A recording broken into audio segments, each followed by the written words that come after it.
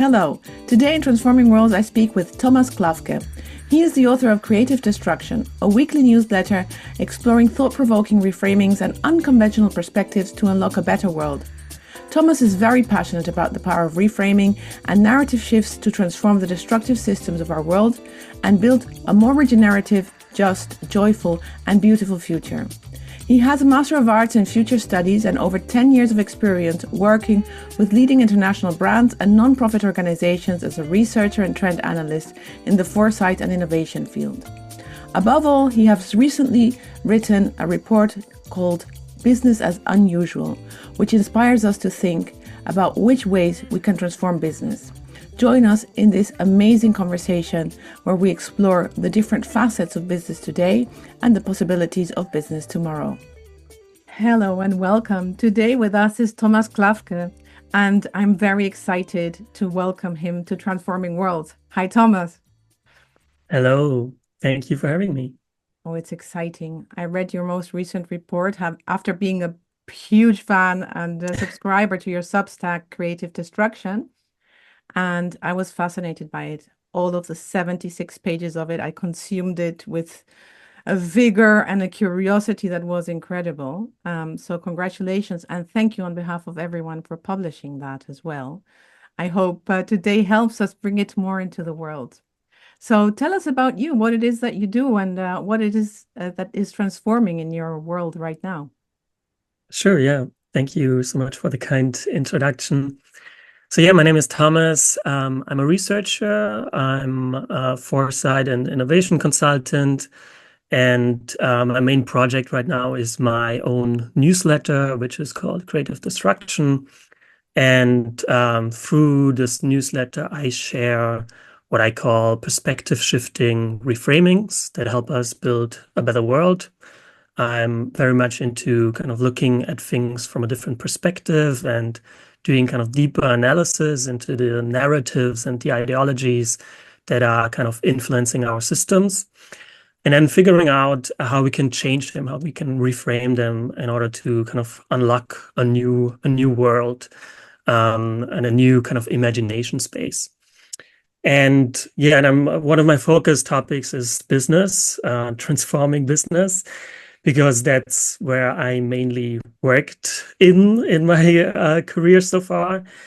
And it's has always been like a topic of mine. I mean, I've started kind of working actually more in the development aid space and social services, but I was always also drawn to the business world due to, it's kind of doing mentality and kind of the whole entrepreneurship kind of mentality, but also because of its power of, money rules the world. And if we change business, basically, we can change so many other things. So business has always been like a focus topic in my newsletter. I also talk about other domains, but business is definitely one of the main things. And other than the positive side, like you're saying, well, money rules the world, that's where it's happening, etc. Typically, when we look at change and transformation, there's something that's hurting, either inside or outside, something that's saying, this is now the reason for me to want to focus on this topic. What was that for you? Yeah, I mean, I kind of, after doing my master's, I kind of started working in the business sector and consultancies, helping especially large corporations, big brands with different projects, but mainly kind of helping them sell more things to consumers and kind of persuading consumers into kind of buying things from them. And for me, there was always some coolness about this as well. There was always some kind of interesting part within this, but I've always been someone who kind of tries to find purpose in what I'm doing. And at some point, this just didn't really feel that purposeful anymore to me. I think for me, the main kind of trigger point was really when I was working on a client project at this agency I was working at here in Berlin, and like a huge brand. And we're just doing all this data analysis of social media trends, and in order to help them with their brand positioning. And at some point, the data completely changed because something in those social media platforms changed. The algorithms changed, basically. And to me, I don't know, at some point I had this realization how abstract all of this is, and how like we're just, trying to put some kind of numbers together in order to make a case for something and just to sell more things that people don't really need. And there's so many of these other problems out there that are much more interesting, much more, impactful. And yeah, at some point, I just realized that I'm not really made for this kind of world, at least for business as usual, the traditional way of doing business. And then it just started, a journey of mine, just exploring different ways of doing business or changing business. To where I'm at right now, and I'm still basically in this journey. Yeah, still searching. Well, we don't have the answer yet because it still is the mainstream way of doing things. But you talk a lot about narratives. Why is it that narratives are so compelling and so important in this journey of yours? Well, I think a lot of times when we think about change or transformation, we immediately go to kind of the new thing, the new idea, what other thing can we do? Instead of actually just kind of, in the first step, taking a step back, having kind of look into history as well, and reflecting a little bit more about how certain things came into being, and how our kind of perspective on things is influenced by, the context, different experiences, what came before us, and so on. And to me, narratives are kind of, a very crucial part of this. I think we humans are storytellers. We, follow different stories since kind of the dawn of time. And stories are so impactful. And when you can look at a system and really dig deeper into kind of the underlying, deeply embedded stories or narratives of that system, I think you have you have a lever that, if you change that, it will immediately unlock so many new ways of looking at something, and so many new ideas and creativity, which I also find very fascinating. And I've lived in my young life, had the privilege of living in different continents and being quite immersed in different cultures. And that really showed me, how the value of different perspectives on life. And going into these deeper narratives and changing them, I think really unlocks kind of a whole new world for us. That's interesting and difficult. So sometimes you get into rabbit holes. So you show us also on Substack, but it's also that the first step seems to be very confronting and very critical, because if I look at your report, you tell us that business as usual is about mastery, about command and control, about mechanization, about thinking that the skill is infinite on a finite planet. It's about coercion. I mean, look at those words, right? And this conviction that work is about suffering. And when you show us this mirror back, it's very hard. On the one hand, we can acknowledge it and say, hey, yeah, it's true. We need to do something about it. And that's the beginning, indeed, of transformation.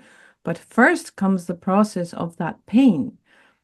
What is the impact of you showing this mirror back at people? What are people saying to you when they read the report or they read your writings? Because some people look away. Yeah, totally. I mean, I've definitely, learned that if I only show the painful side, it's not that great. Like, people don't really like that.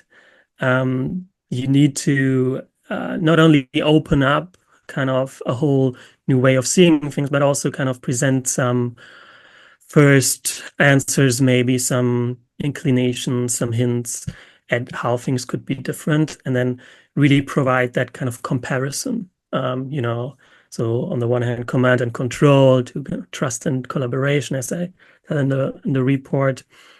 And with this comparison, I think you're also making kind of the old narratives more visible again, even more visible than just looking at them in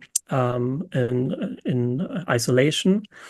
And it also provides a little bit of a balance in terms of like having this, as you say, like kind of painful response to it, whereas also having a more kind of inspirational kind of resonance with it. Mm-hmm. I think because also people look for a norm. They look for what is the mainstream narrative, what is what we call normality, if that even exists. What are those contrasts indeed that allow us to understand where we stand versus whatever it is that is being presented. And that's certainly something that needs to be navigated, which you do really well in your report. So tell us more about it. Tell us about why you wrote it and you framed it in the way that you did. Yeah, I mean, just on this topic of normality, I think, I have a little bit of my own framework that I work with. And one of the things that I always try to do in my work is basically, I attempt to make the normal absurd. When what we consider normal, for example, in a business world, like business as usual, when something is normal, it almost becomes this thing that has always been there, like has always existed, and this is just how things are to be or should be, right? Um, and then if you make it absurd, if you kind of uncover a little bit more of how it came into being, and you reveal some of the absurdity within it, and you link that also with a sense of disillusionment that a lot of people have, maybe in a certain system, for example, in business, demoralization within business or being burned out and all these things. I think then it becomes, even if it's painful, it also becomes a bit revealing. It becomes kind of honest, and it opens up, kind of a self-reflection that is maybe was always there, like in the background, but now kind of can fully unfold itself. And in the report, I really try to kind of look at, how different movements, different narratives and structures have influenced business since its inception. And if you talk about normality, I think, the business world as we know it today in terms of corporations or kind of this managerial structures and processes, it's not such an old, system. It only came into being maybe, I don't know, 300, 400 years ago or so. Right. And it was mostly driven in the beginning by colonialism, by, how the military organized itself, and then also, of course, through industrialization and so on. So what I usually do when I do these kinds of reports is I go back into kind of all of the influences and look at kind of key, books, key kind of authors that have influenced the system, in this case, business, and see what kind of narratives are behind that, and how they're still kind of prevalent in today's world. Like in the report, for example, I present some of the kind of language that we still use within business, like recruiting, that is very military, or execution, Salesforce, these kinds of things, just to show like how these old ideologies, and I mean, you wouldn't maybe, go to work and feel like you're going to like a military like organization or something. Sometimes we do. Sometimes maybe, yeah, but I think presenting in it that way, it becomes a little bit more visible again. And yeah. Yeah, no, it's true. I shared your report as you asked us to, and a lot of people in my network reacted on the word strategy, which is also a military term indeed. Yeah. And it's true, and it's good to remind ourselves where it came from. I also love that you found Bucky Fuller was an American architect, and I think that the work of Buckminster Fuller illustrates one of the issues as well.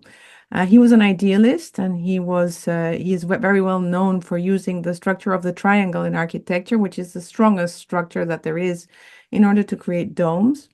And he wanted to create a human habitat that was in connection with our world. But he was very ahead of his time. He also designed other things that looked very futuristic in a way. I think that is also the risk with your report. Is that a fear for you that people read the report and say, "Hey, that's lovely, but we're not ready yet"? Definitely, I see it also, like just looking at the feedback that I get through my work. Now, this newsletter that I'm writing, I've been doing this now for almost 3 years. And some of the ideas that I share are quite out there still, I would say. And for some people, it's really a little bit too much then. It's a bit too kind of imaginative or too kind of, I don't know, creative and yeah, crazy. So I think, yeah, I mean, it's important. I mean, for me as someone, I don't really like the word content creator, but I do create things that I put out there, and I want people to kind of resonate with it.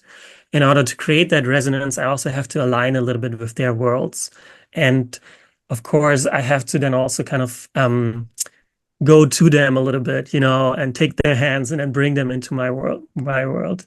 And so that also, suggests that I need to kind of be kind of speak in their language a little bit as well, and really kind of connected to something that is actually, happening within their reality right now and is also relevant. I don't do it perfectly, I think, every time, but this is still, I think, something that is also quite important, that it's not too kind of abstract for people. How does that feel for you? Doesn't it feel inauthentic?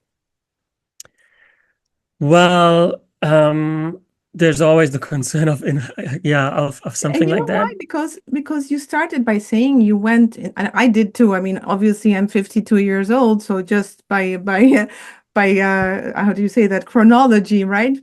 And by where I was in the space and time continuum, of course, I have been part of business and of large corporations.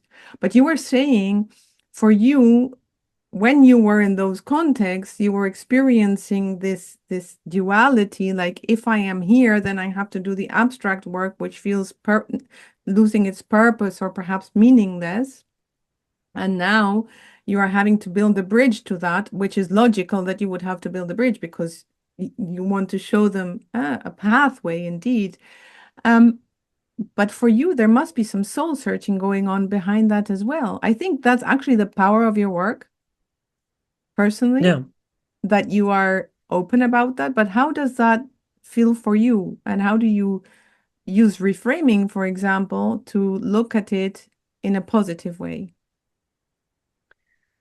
Yeah, I think, I mean, I've recently written about this as well. Like, what I'm trying to do is kind of falling in love with the process, and instead of being fixated on the outcome.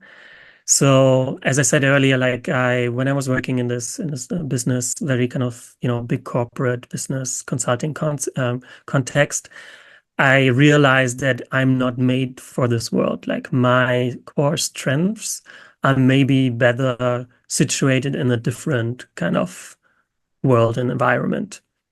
And so what I'm trying to do right now is basically leaning more into these core strengths, and leaning more into kind of this idea of falling in love with the process of just being there, trying to reframe things, helping people see a different world, and the stuff that I really love, and without really, being too much like fixated on what this will eventually come to, or kind of the goals that I have. I think it's always still important to have certain visions in your head and some kind of outcome or so that you're working towards. But sometimes I think we get too fixated into kind of getting to that outcome as fast as possible.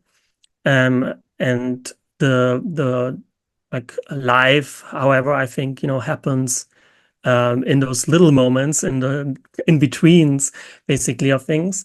And if we kind of focus a little bit more on that, on the process part, I think it's a little bit yeah, we're a little bit easier on us as well.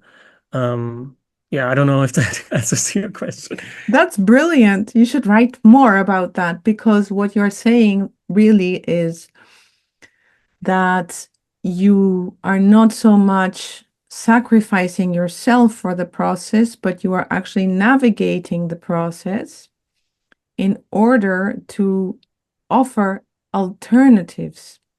And that's where we meet each other. Because, of course, if you were just presenting your perspective, then you'd be really cute for some people and really horrible for some people in a world that is already polarized. So my favorite definition of design is by Herbert Simon, who is the former dean of the Carnegie Mellon School of Design. And he said, people who devise courses of actions in order to move from existing conditions into preferred ones. And I always paraphrase him saying, designers transform existing conditions into preferred ones. And so looking at the existing conditions and offering preferable alternatives allows the receiver to determine what is preferred for him or her. It's no longer about you as an author or me as an author, but it's really about being possibilitarians, showing that there are more ways than the current ones to do things. And then it's really up to the collaborative effort. It's really about the stewardship that is in each one of us as global citizens and as humans in this planet to do something about it or not. But presenting this choice is really so important. And it's funny that you said, I try to look for resonance, which in your report is, of course, the opposite of coercion. And this resonance is really finding the language, finding the expression, finding the form that is the etymology of transform, across form, finding ways and forms so that we can show others what else might be done. And this stops there because we can't do it for them. But at the very least, there is a huge act of service in showing what might be. And I think in that sense, we can learn also from systems around us. But the way you are doing it is already a precursor of a way of being in the world that is important if that transformation is going to take place. So congrats to you and well done. That's really, and it's beautiful because you're finding it iteratively, experimentally, playfully, through the creative act of writing and being in conversation. And that means that it's dynamic. Maybe what you think today is not what you think tomorrow because it's going to evolve again. And having that kind of being humble about it is so important. Yeah, I really like that. But I would actually also say that I'm a little bit egotistical in my work. I mean, what I'm trying to do is really also just something that I really like doing, basically. Yes. But I also believe that it's important that people are self-expressive, kind of that they really find their core kind of thing, their uniqueness, Yeah. and then really put themselves out there. And then there's always going to be people that resonate with that. And so what I'm trying to do really is find that balance where I'm, really kind of figuring out myself and trying to go deeper into expressing myself, basically, my true self, being authentic in that way and have this kind of internal resonance. And then on the other hand, however, I also want to, of course, present things in a way that is kind of accessible for other people. Yes. So there's always kind of this balance, I think, that I'm working with. So you talked about business and as unusual, and in that you did exactly that because you talk about six tensions, six things that are in movement. And within it, you give examples. And some examples are more out there and some examples are more obvious, depending on who the reader is, of course. So, for example, when you talk about mastery versus stewardship, you mentioned something which I really liked as a concept, having worked in product design part of my career, which is the idea of engineering. So engineering for the end. Tell us about that, and what was your favorite of the things that you presented in mastery versus stewardship? Yeah, yeah, engineering is definitely an interesting one. And it's by this guy. I actually don't really have his name on top of my head right now, but he also wrote a book about it called Engineering. And it just, yeah, I mean, I'm the reframing guy, so I like also names that immediately reframe things, and so often we're kind of ignoring the end of things. We're not really, thinking a lot about it. And we're putting in the business world, we are, looking a lot at ideation, how things come into being, new product development, these kinds of things. And lots of like engineering is just all about kind of creating something new, right? Yeah. But then how about when we put those things out there? What will happen to them? Like there's this kind of black box, or where they're just like basically thrown into some ether of nothingness, Yeah. and we'll just let it somehow develop. And this Yeah, and concept of engineering completely really, ignore the externalities, completely ignore the consequences. When we look at something as simple as household appliances, there are fake mountains.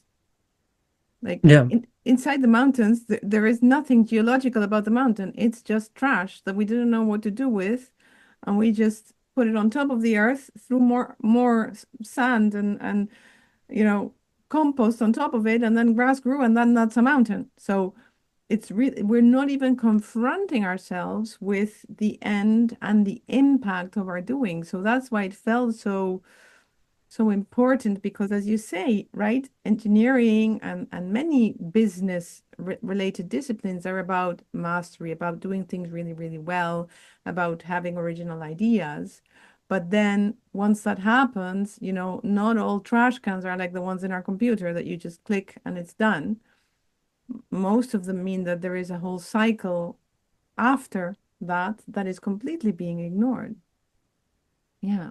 yeah. And it's one of those concepts where when putting this report together, I kind of pictured, business settings as well, kind of like a business meeting of like in a very traditional kind of corporation. And then just thinking about someone then standing up and asking a question like, what do we do with this product once it's has been used? Like, what is our kind of design for that? What is kind of what do we want to do with that part of the product cycle, basically?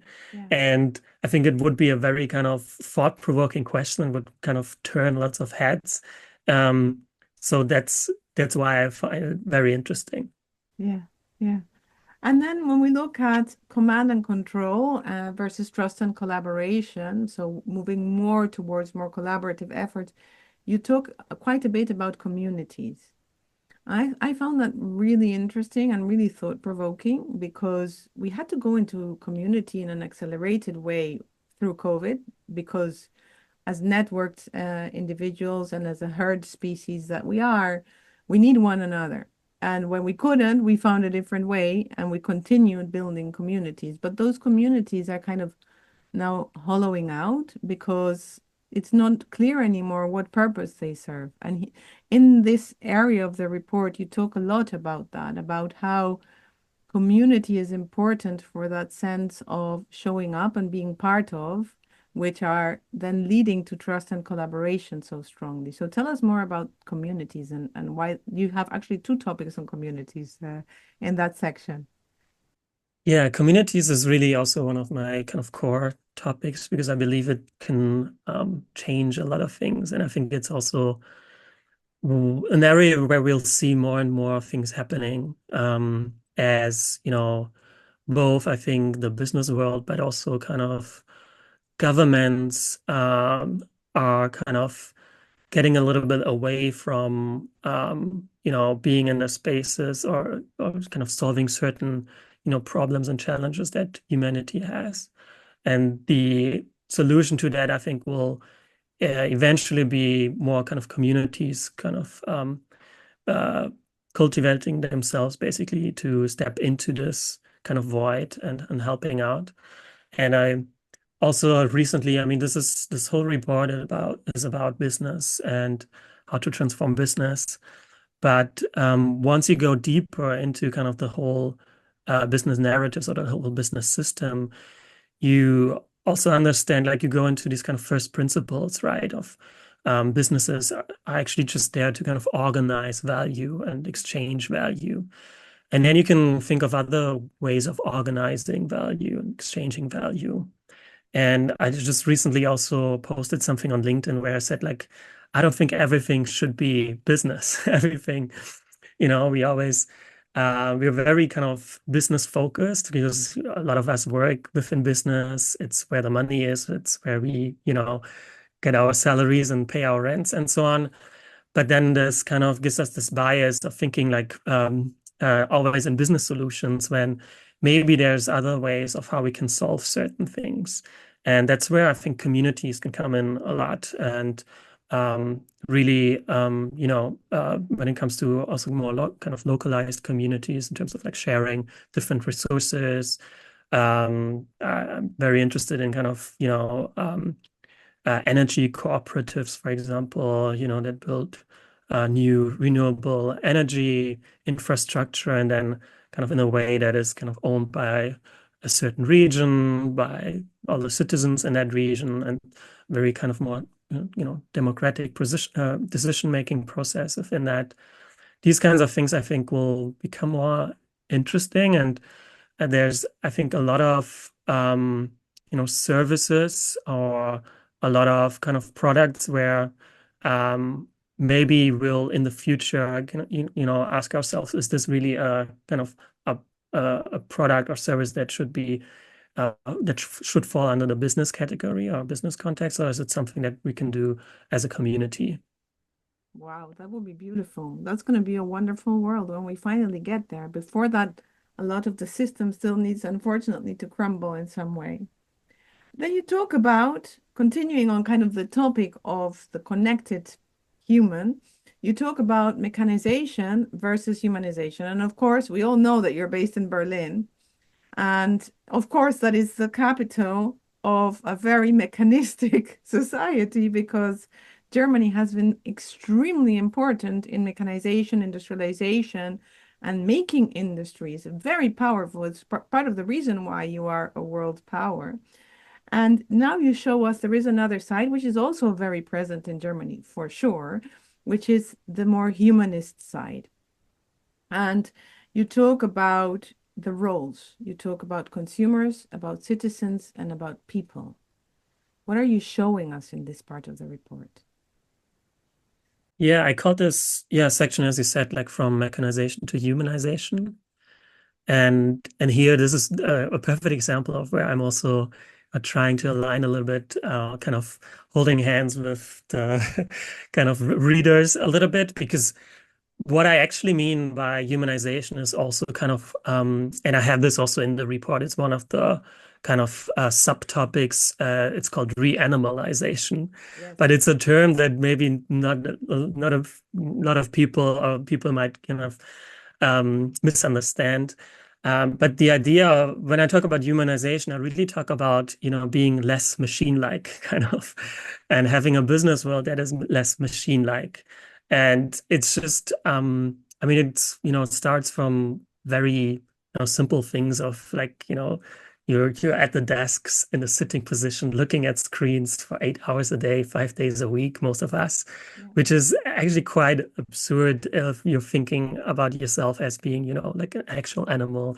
Our kind of ancestors are, apes, and they just like swing around in trees and so on.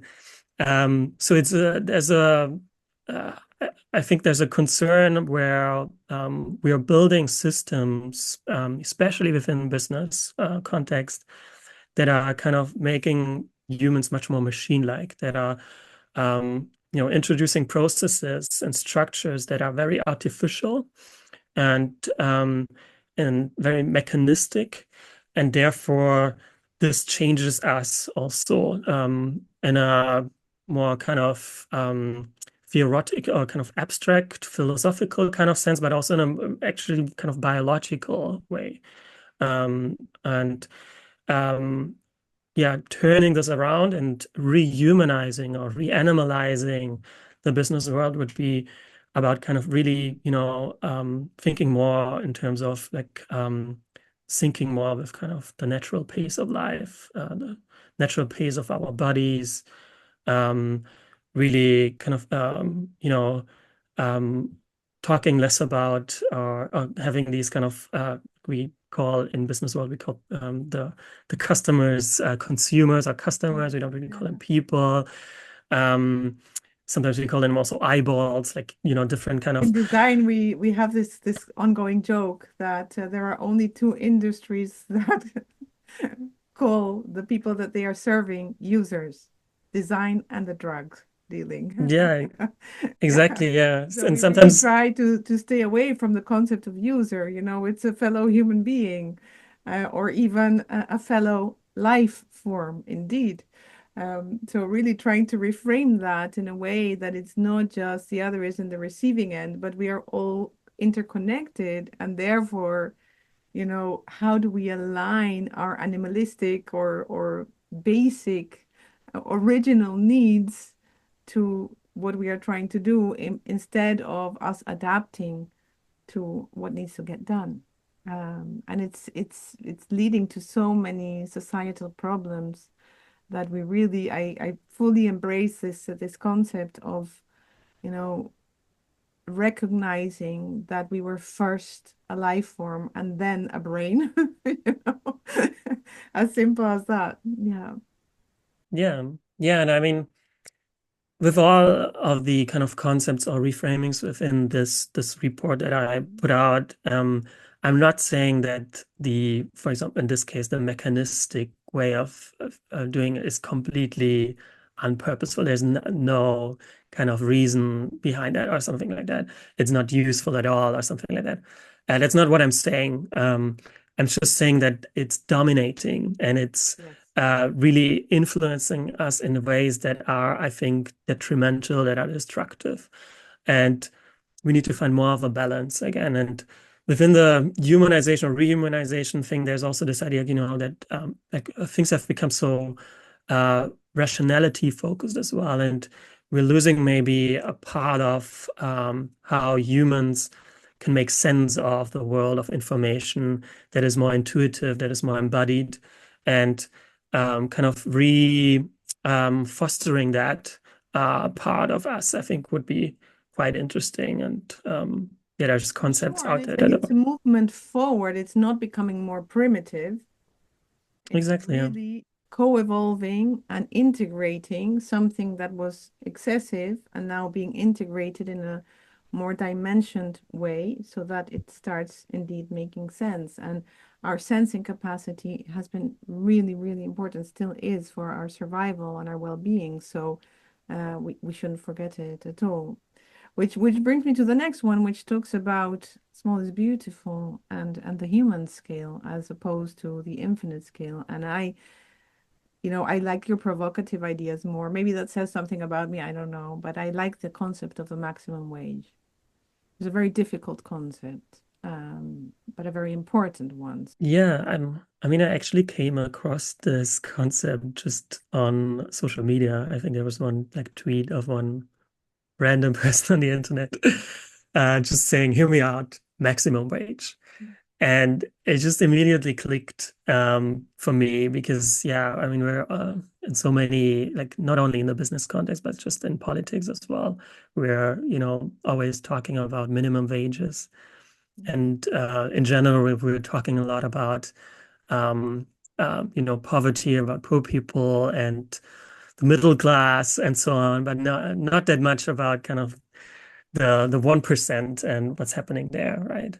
So maximum wage really reframes that and really, I mean, when you think about like when you look at the data of, how much certain CEOs earn in relation to kind of the average worker at their company, it's just crazy, and how that also, increased in the last 2 decades or so. It's just crazy. And Yeah, and it kind of plays into this ideology of, bigger, better, infinite scale. There's no ceiling, there's no boundary. Um, and yeah, however, as I present in the report, some people that are, increasingly thinking about other things. I think in this case, there's also this book called Limitarianism, which is quite interesting, which is a little bit more kind of politics focused, but I think also within business, this talk about, maximum wage, could be an interesting Yes. way of, thinking about structuring a company, about also building kind of trust within the company. If like we're always, everything around us in this world is kind of structured around kind of individual wealth building. There's also this very extreme alternative, which is community or collectivist wealth building. But maybe there's also an in between. And for that, we need different concepts such as maximum wage, I think, that help us kind of balance it out a little bit more. And at the very least, start having the conversation. I noticed Yep. that particularly in women's circles, the taboo around wages is has been broken in the past, I'd say about, in my experience, about 10 years, where as I started getting into leadership roles in business, I opened the door to that. I said, if you want to know how much I earn, that's fine. And even as a managing director at one point of a publicly listed company, our salaries were made public. So they were part in the annual report, and we said how much we earned. And we Yeah. felt that was really important to start the conversation because there's also this kind of mysticism as well, that because we don't know and because it's taboo, we imagine things that maybe are not there. And then that starts estranging people. And so opening the discussion and saying, should there be a limit? Should there be a maximum? What does that mean? Brings us already, just by the discussion, brings us closest together. Exactly. And it also brings us into like other topics, brings us away from this thinking that success, happiness comes from, monetary kind of elements, but it then can open up also a discussion about, okay, maybe happiness, flourishing, prosperity can also come from something else. Oh, for sure. That's where it comes from. But uh, so you talk about resonance, which we talked a little bit about. And the opposite of that is coercion. And we are in systems that are very coercive. I mean, don't we all know it? I mean, for me, it starts with the coercion of the alarm clock in the morning. But you talk, what I found quite fascinating is this concept of post-branding. Especially, I have worked a lot, I still work a lot with brands who are looking to transform themselves. And I wonder, what does post-branding look like? Yeah, it's a concept I came across. Actually, a subscriber of mine gifted me a book, or this book called Post Branding. And I think the idea behind that is a little bit linked to kind of the community or kind of collective economy kind of thinking, where you're building up services or products as kind of a collective or cooperative. Um, and then, within that, you don't really need such a big kind of strong branding position or something like that. And it's because it's on the one hand, it's a collaborative process of figuring out solving certain problems. So you don't really have this competition level where you're kind of competing with other people. And then because of that, you're looking into like building up your branding, managing your brand, and how it kind of um, is different to the other brands out there and all these things. So I think yeah, it kind of connects to the community way of building business or organizing value exchange. And then there's also a lot about kind of authenticity and transparency Mhm, within it. mhm. Um, yeah, it's just an interesting example of yeah, completely kind of rethinking a way of doing business. Yeah, I thought it was super interesting because branding originally came as the concept of really putting a burnt mark on Exactly, yeah, something. yeah. Yeah, so it comes originally from the idea of burning and owning and claiming and putting identity on things. And this kind of evaporates the concept of I need to belong to something, which would be coercive, right? If it's all about I affiliate with this brand, I identify with this brand, I belong to this tribe, versus resonance. I really, what makes sense for me? What do I need? What is fitting? So it's completely, it's not you fitting the thing, but it's the thing fitting your life and your needs. And I thought that was a very beautiful reframe, and one that doesn't necessarily mean that there are no brands, but that the role of brands becomes different. Yeah. And so the last one, uh, my goodness, I love this part. Like, is it ever gonna happen? I hope so, really, where work is life enriching, work is not suffering. Like, we have this saying that they have to pay you to go to work because no one likes it. So that's why you get a salary. And if it were life enriching, then maybe we don't even need money anymore because there is already community around us, there is trust and collaboration. There are all these things happening. And you talk about soul enhancing productivity. Wow. How do we get there? What does that look like? Yeah. So this whole topic, I think there's quite a big one in my report actually, because I found so many ideas that I thought could be categorized underneath this. Yeah. Um, there's this, idea of kind of slow living. There's this idea of kind of soft life, new ambitions that kind of, especially, got triggered during COVID, or the shift towards remote work and people kind of reprioritizing work in their lives. Work also being a bit kind of stripped bare, um, because when you went to the office, you still had kind of the social element of work. Now during COVID, you were just like in front of a screen all the time, and it was a Mm. little bit different. And then people reprioritized kind of what the role that work plays in their lives. And this also, if you look at it, if you go a little bit deeper, kind of goes into this ideology of, work is suffering, work hard, play hard, the daily grind. This idea that pain leads to gain, that you need to go through something that's painful in order to achieve something. There's a lot of this, I think, is coming, from certain kind of religious ideals, I would say.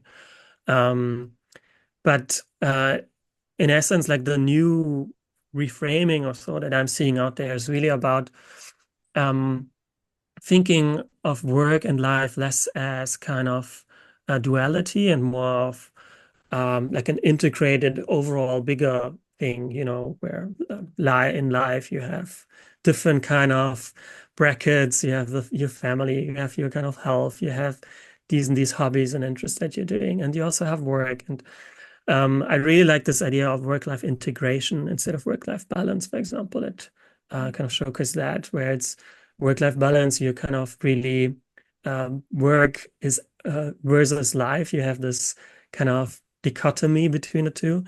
And work-life integration really then kind of reframes that into like, how can my work also help me in something else? How can this that I'm doing here also work and help me with my work and so on? Mm. It's a different way of thinking about it. And I think more and more people are, especially younger generations, are now kind of more open to kind of rethinking work. It's hard. It's Yeah. hard for younger generations. It's very hard, because they're born into a system that doesn't work, and rethinking a system from within a system is very difficult to do.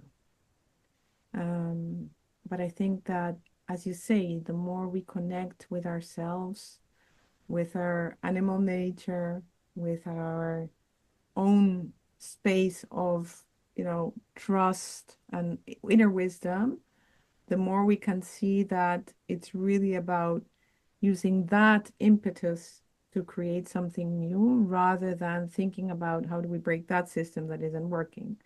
And it's your final quote indeed in the report, where you say, it's not about destroying the current system, it's about creating one that turns this one obsolete.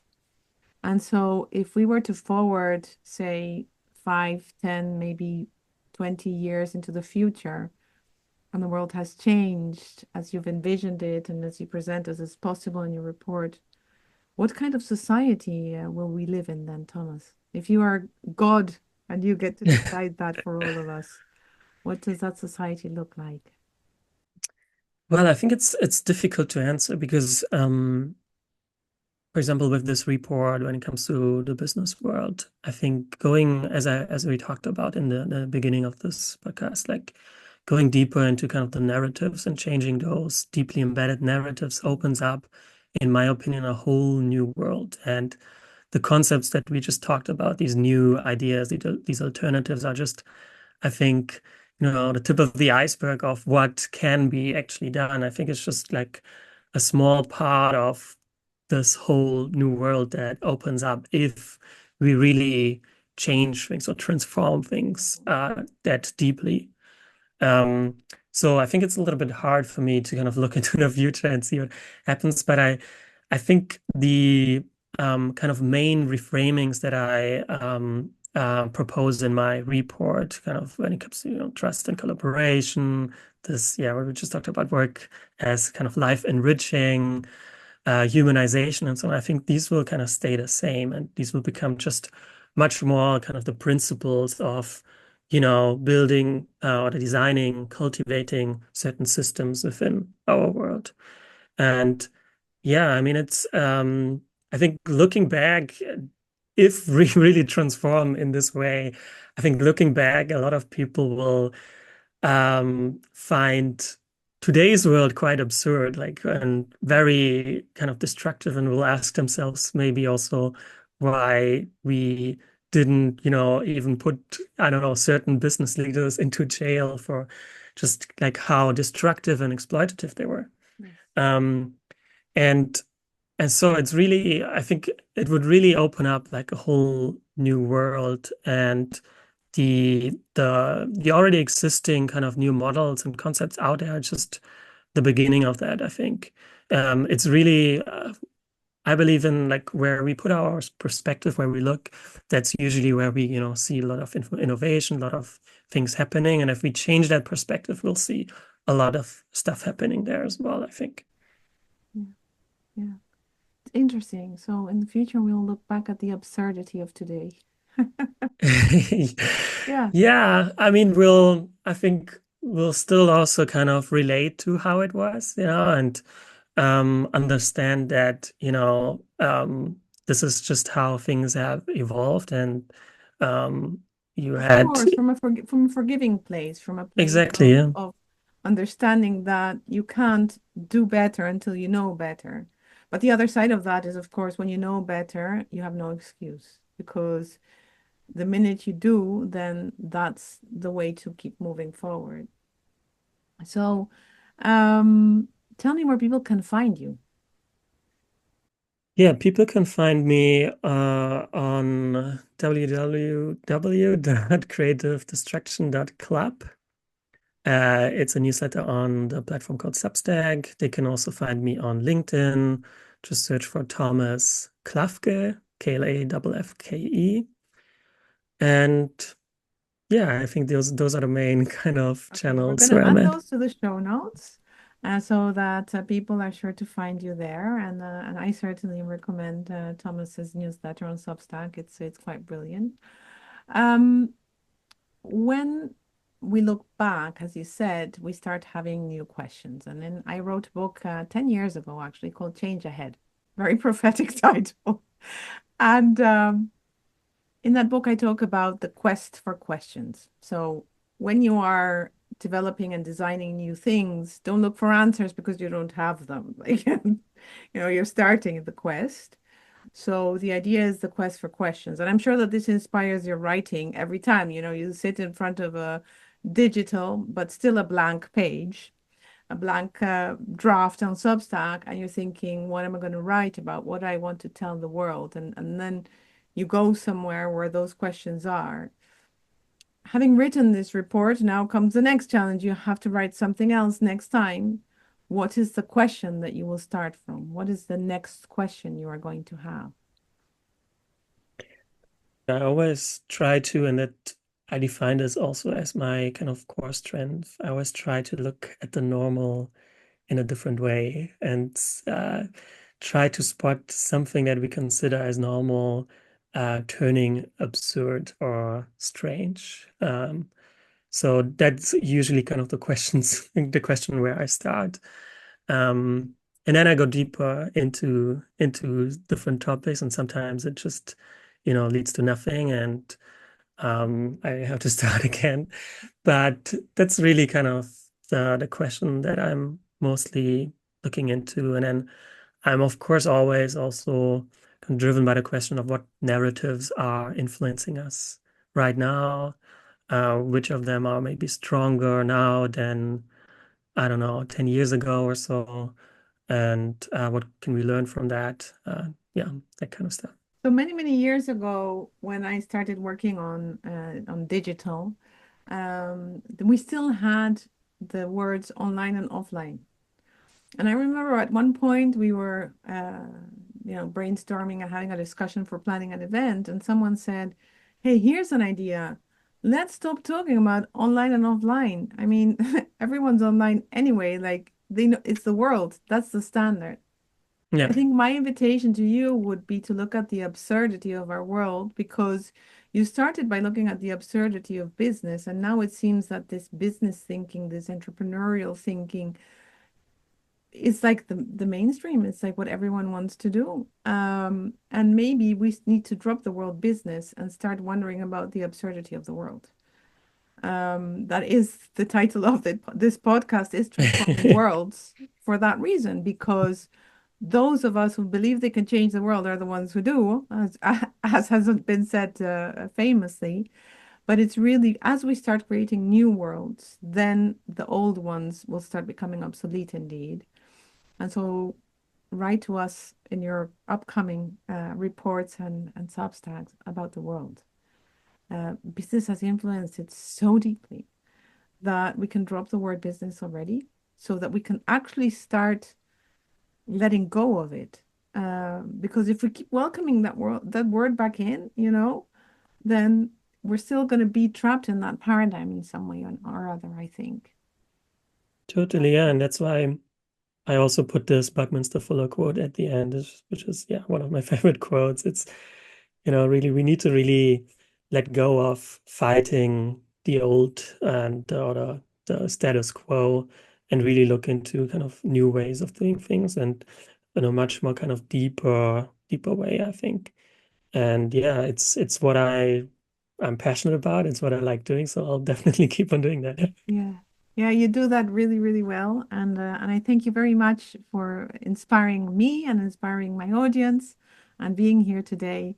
And we look forward to continue reading you and hearing all of the philosophical sometimes, but very, very practical and concrete most of the time, things that you have to share with us. Thank you so much, Thomas. Yeah, thank you so much for having me. It was really nice chatting with you.